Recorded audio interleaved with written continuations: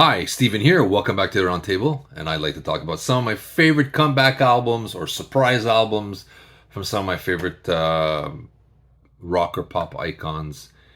Stuff that took me by surprise or I wasn't expecting, and or better than I thought it would be. So I'll go with my list. The first one that came to mind was 2002, "The Rising" from Bruce Springsteen. This is where he kind of went back, brought the E Street Band back into the fold, put his heart on his sleeve. This is the Springsteen that we know and loved. And he kind of abandoned that for couple of years. And he came back with a vengeance in 2002, The Rising. The next one, yes, prog rock group disbanded. And in 1983, they released 90125 with Owner of a Lonely Heart. This was like the number one hit single. It was played everywhere in the 80s. Of course, the original Yes fans kind of hated this album. This is the album that got me in because it's very accessible.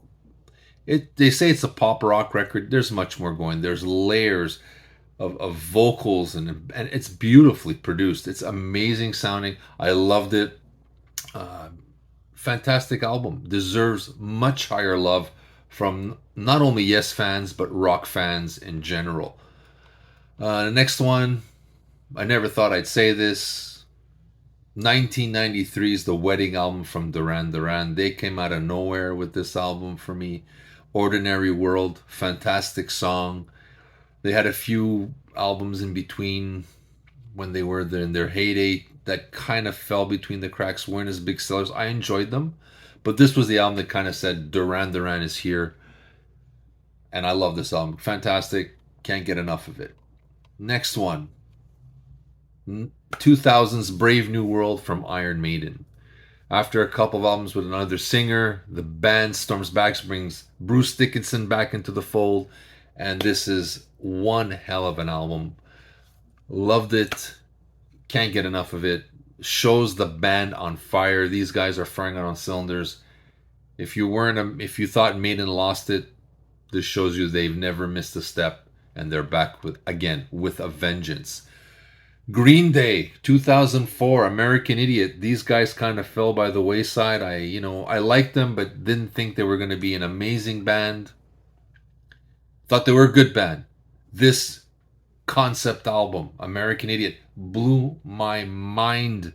Love it. Think it's one of the greatest recordings of the 2000s. Fantastic. Can't get enough of it.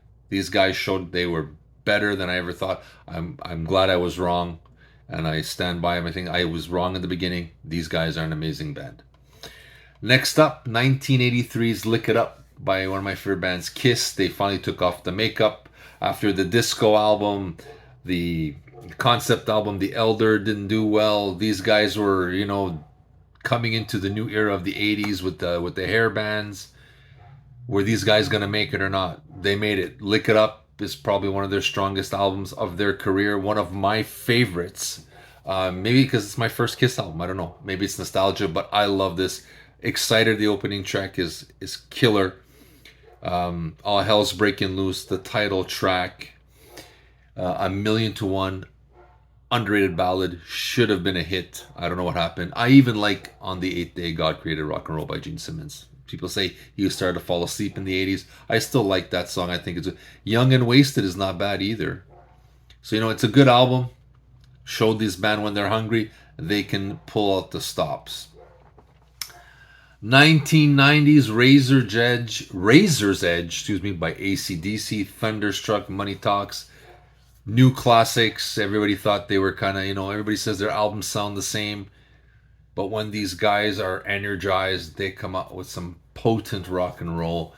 And this is one of those albums that I still go to. I think the underrated track is Are You Ready? Listen to that one. That should be in a live set somewhere. Fantastic track. Next up, David Bowie, The Next Day, 2013. Fantastic album. I think it's... I don't know what else to say. It's fantastic. I loved it. I didn't think I would like it. I'm on the fence. I respect Bowie, but there's albums I can live with or without. This, I heard it and just went, holy cow, I'm back on board with Bowie. You can't go wrong with this sucker.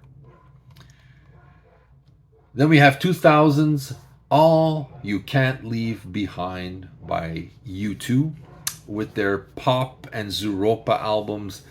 A lot of people thought they stumbled and, kind of missed the mark on what U2 was all about. This has the swagger, the stadium rockers, the ballads. The band puts their heart on their sleeve on this album. Another great later day release from the band. This brought them back, in my mind. Although I didn't mind Pop. I think Pop is underrated. But this is the album that kind of went. If anybody doubted U2's greatness, said they only could do the Joshua Tree and they got lucky, with Achtung Baby. This shows these guys, when they set their mind to it, these guys can release a killer album. Next up, I'm gonna say 1994's American Recordings with Johnny Cash. He was rediscovered by a whole new generation of people, realized that this guy is one of the masters in songwriting. If you have ever were a fan of this guy, this is where his resurgence kind of came back to full force. And if you ever doubted this guy's mastery, start off with that album. Aerosmith, 1987's Permanent Vacation. That kind of started my love for them again. They kind of fell off the wagon for me. Late 70s, early 80s kind of thing. 87, a dude looks like a lady. I know a lot of people don't like that song. I think it's catchy as heck. Ragdoll is fantastic. Great album. I think it's fun. I think it's good. And it got me back on board there. But then, of course, Pump, the next album, would be the one that knocks all the doors down and said they finally arrived. But Permanent Vacation was the surprise. I didn't think I was going to like it, and I did. Next up, 1985 Center Field by John Fogerty. Classic album. Love it. Didn't think it's going to, I haven't heard from this guy in a long time. I didn't pay attention to his career. He comes out with this song Center Field. I'm like, well, and I'm in. And I'm hooked. This album is still in my playlists. I love it to this day. Again, another album. If you think this guy, his career ended after CCR, no way. Next up, 1987's Cloud 9 by George Harrison. He had a couple of stumbling blocks. Some of his solo albums didn't sell as well. He teamed up with Jeff Lynne, who was a Beatles fan. Did wonders for Tom Petty. George Harrison got on board. The song When We Was Fab is fantastic. Got My Mind Set on You.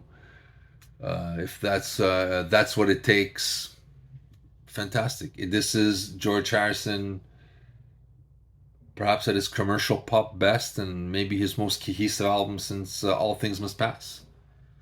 Fantastic album. I love this one. Should be in everybody's collection as far as I'm concerned.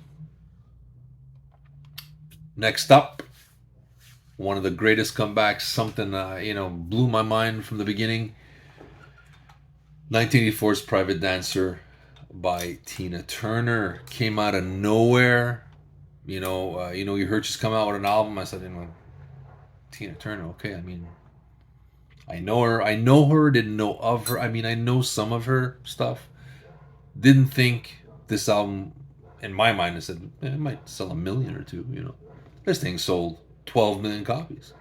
This thing was humongous.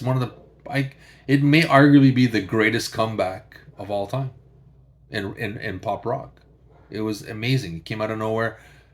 Plays like a greatest hits package. In an alternate universe, this thing could be a greatest hits package. Need I say more on that? If you've never heard this album, there's something wrong. You need to go back and listen to this album. This is a must listen. And those are my choices so far for some of the greatest comebacks or surprise albums of my record buying time on this planet. So you let me know what you think. You have any suggestions? I'm sure more will pop in my head as I keep thinking about these things. But you let me know what you think. I'd love to hear from you. If you can, smash that like button. Subscribe to the channel. Send me your thoughts. I'd love to hear, and give me suggestions of albums you'd like that you thought were surprises for you and you still go back to. It doesn't have to be a mega seller like Private Dancer, but maybe there's an album that an artist of yours just came back and surprised you and you thought it was really good. I'm sure there's a million of them out there.